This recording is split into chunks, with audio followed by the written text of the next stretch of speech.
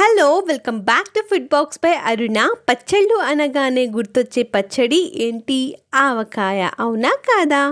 వేడి వేడి అన్నంలో నెయ్యి వేసుకొని ఆవకాయ పచ్చడి కలుపుకొని తింటే పంచపక్ష పరిమాణాలు కూడా అవసరం లేదనిపిస్తుంది. అంత రుచిగా ఉంటుంది. కొత్త ఆవకాయ పచ్చడి పెట్టే ముందు చాలా మందికి చాలా డౌట్స్. ఎలాంటి మామిడికాయలు కొనాలి, పచ్చడి ఎక్కువ కాలం నిల్వ ఉండాలి అంటే ఎలాంటి టిప్స్ ఫాలో అవ్వాలి అని. మీరు ఈ వీడియోని స్కిప్ చేయకుండా చూడండి, మీకున్న డౌట్స్ అన్ని క్లారిఫై అవుతాయి. ఇంకా రెసిపీలోకి వెళ్ళిపోదాము.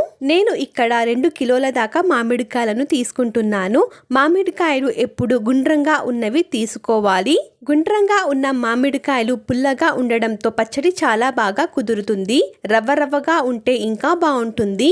మామిడికాయ తోలు వచ్చేసి ఎప్పుడు పల్చగా ఉండాలి.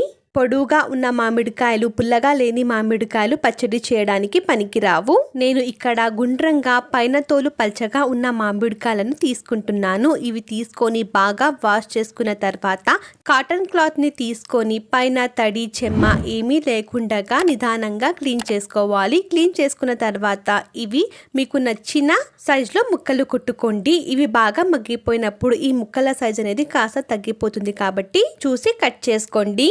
కట్ చేసుకున్న మామిడికాయ ముక్కలను కాటన్ క్లాత్ పైన వేసి వెడల్పుగా చేసుకొని ఒక 4-5 గంటలు ఆరబెట్టుకోండి. దీనివల్ల ముక్కల పైన చెమ్మ ఏమైనా ఉంటే వెళ్ళిపోతుంది. మీరు కావాలి అనుకుంటే ఒక 15 నిమిషాలు ఎండలో కూడా పెట్టుకోవచ్చు. ఇలా ఆరబెట్టడం వల్ల పచ్చడి అనేది తొందరగా పాడవకుండా ఉంటుంది. తరువాత ఒక 3/4 కప్పు దాకా మేథి విత్తనాలను తీసుకొని దీన్ని మీడియం టు లో ఫ్లేమ్లో ఒక పెనం మీద యాడ్ చేసుకొని ఫ్రై చేసుకోండి. హై ఫ్లేమ్లో ఫ్రై చేసుకుంటే బయట వేగి లోపల వేగకుండా ఉంటాయి. చాలా తొందరగా మాడిపోతాయి. ఇవి కాస్త రంగు మారి మంచి సువాసన వచ్చేటప్పుడు ఒక బౌల్లో కానీ ప్లేట్లో కానీ ట్రాన్స్ఫర్ చేసుకొని చల్లారడానికి పక్కన పెట్టుకోండి. తర్వాత అదే పెనం పైన ఒక కప్పు దాకా ఆవాలను యాడ్ చేసుకొని దీన్ని కూడా మీడియం టు లో ఫ్లేమ్లో నిదానంగా ఫ్రై చేసుకోండి.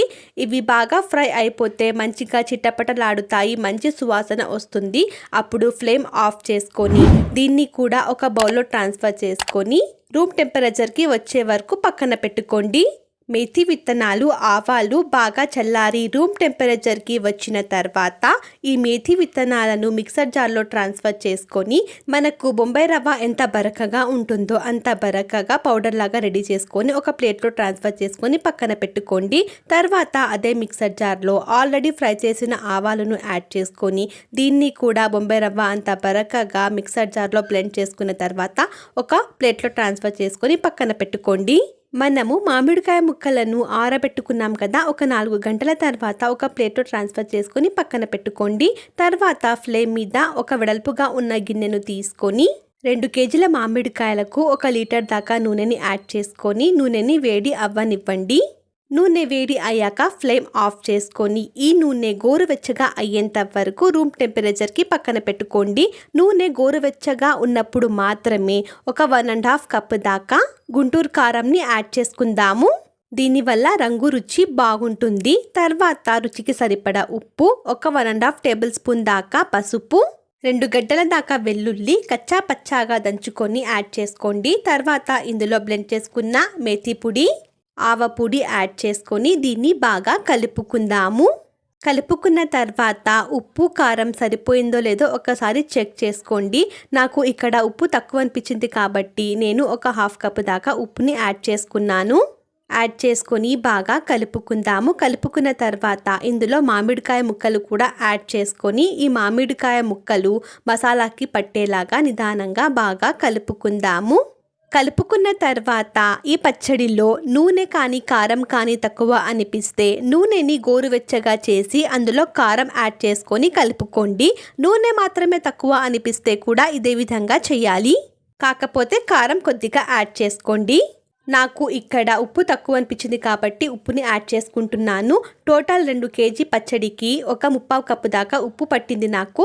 కొద్దిగా ఇంగువని కూడా యాడ్ చేసుకొని బాగా కలుపుకుందాము. కలుపుకున్న తర్వాత ఈ పచ్చడిని ఒక గాజు కంటైనర్లో కానీ సిరమిక్ బౌల్లో కానీ ట్రాన్స్ఫర్ చేసుకోండి. ఈ పచ్చడి మీకు ఎంత కావాలో అంత మాత్రమే గిన్నెలో తీసుకొని యూజ్ చేసుకోండి. ఈ పచ్చడికి తడి తగిలితే చాలా తొందరగా పాడవుతుంది కాబట్టి తడి తగలకుండా చూసుకోండి. చూశారుగా, చాలా తక్కువ టైంలోనే ఈజీగా ఇంట్లోనే మామిడికాయ పచ్చడిని ప్రిపేర్ చేసుకోవచ్చు. మీరు కూడా ఈసారి నేను చెప్పిన కొలతలతో మామిడికాయ పచ్చడి ఇంట్లోనే ప్రిపేర్ చేసుకోండి. రెసిపీ కనుక నచ్చితే ఛానల్ని సబ్స్క్రైబ్ చేసుకోండి. అలాగే మీ ఫ్రెండ్స్ అండ్ ఫ్యామిలీ మెంబర్స్తో కూడా షేర్ చేసుకోండి.